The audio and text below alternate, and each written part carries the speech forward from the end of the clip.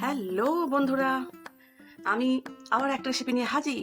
সেটা হচ্ছে কাঁচকলার পকোড়া। তোমরা কাঁচকলার কোপ্তা খেয়েছো, কাঁচকলার এটা পকোড়া হবে। দেখতে থাকো।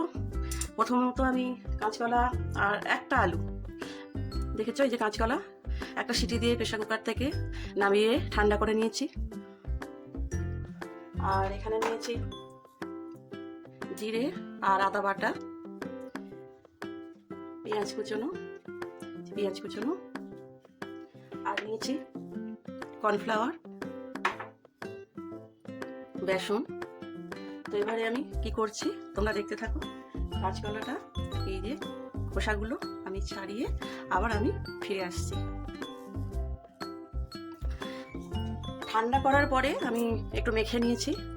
তো এবারে আমি কি কি দিচ্ছি তোমাদের দেখাচ্ছি। প্রথমে দিচ্ছি কাঁচা পেঁয়াজ,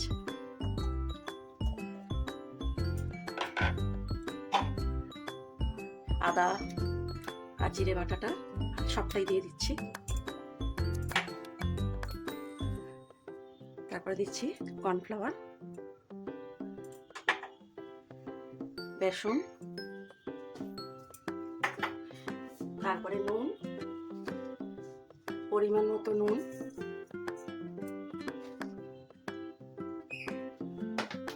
তারপর দিচ্ছি ভাজা মশলা,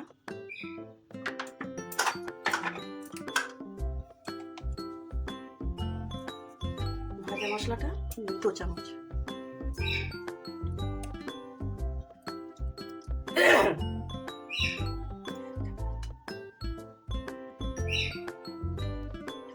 এই যে ভাজা মশলাটা দেখছেন এটা আমার নিজের হাতে বানানো।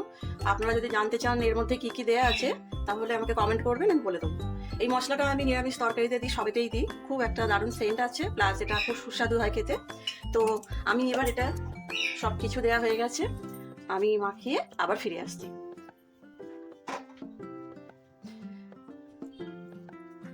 হ্যালো বন্ধুরা, আমি না তো একটা জিনিস স্কিপ করে গেছি। সেটা হচ্ছে এই যে বেসন গুলে রেখেছি পকোড়াগুলো ভাজার জন্য, আর এই বেসনের মধ্যে একটা ডিম, এটা আমি দেখাতে তোমাদের ভুলে গেছি, সরি।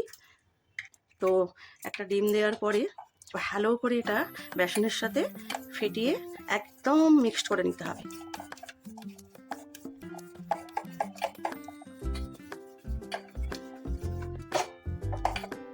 তো হয়ে গেছে বন্ধুরা। আর আমি কড়াই তেলটা আগে থেকেই বসিয়ে দিয়েছিলাম যাতে গরম হয়। আর এই যে ছোট ছোট নিচে আমি একটু ময়দা দিয়েছি যাতে একটার সঙ্গে একটা না লেগে যায়। ছোট ছোট বলের আকারে এই গোলার মধ্যে ডুবিয়ে আমি পকোড়াগুলো ভাজবো। এবার দেখতে থাক।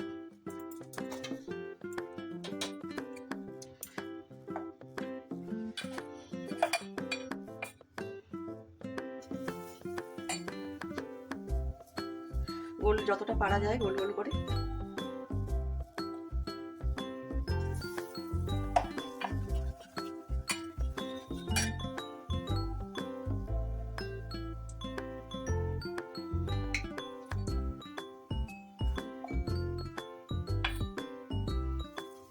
আঁচটা কিন্তু সিমেই থাকবে।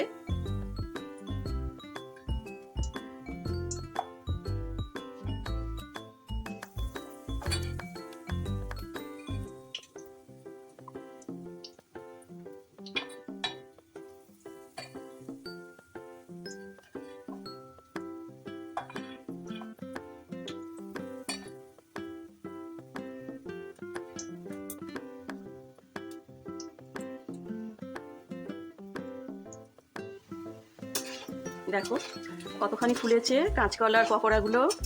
পকোড়া আর একটু ছোট হয়, কিন্তু আমি একটু বড় করেছি। দেখতে খুবই সুন্দর হয়েছে।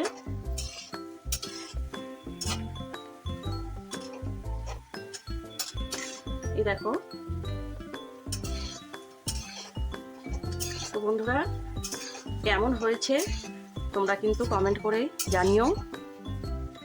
আর আমার পাশে থাকার জন্য আবার বলছি, আমার চ্যানেলটাকে সাবস্ক্রাইব করে দিও, আমার পাশে থেকো। ঠিক আছে বন্ধুরা,